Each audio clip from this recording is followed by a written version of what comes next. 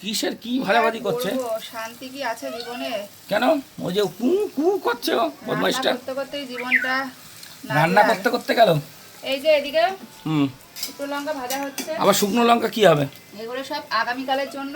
আচ্ছা কালকে হচ্ছে শীতলা পুজো পাড়ায়, তো আচ্ছা। শীতলা পুজোতে নিয়ম আছে পান্তা ভাত খেতে হয় পুরো পাড়ায়। পান্তা ভাত খাবো সারাদিন কালকে? কোনো বাড়িতে রান্না হবে না। ইয়ে মা, কালকে তাহলে আমার বাজার কি হবে?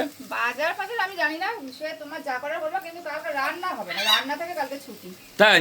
রান্না থেকে ছুটি। এদিকে ইয়া। ডালের বড়া বানাচ্ছি, পটল ভাজবো, আলু ভাজবো, আলু সিদ্ধ দিয়েছি, শুকনো লঙ্কা ভাজছি, জমিয়ে পান্তা খেয়ে একদম পেট ঠান্ডা করে এখন খাবো পান্তা?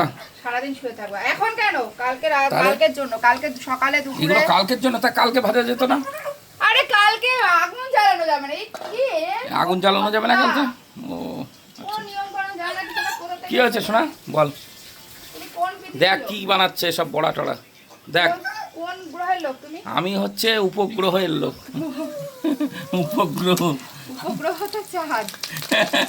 উপগ্রহ দেখুন, এইসব এইসব ভাজছে মানে রাত্রেবেলা কালকে খাওয়াবে এগুলো দেখুন। এক গামলা ভেজেছি, কোন করছে দেখো তেমন। উপগ্রহ খেয়ে দেখো একটা। না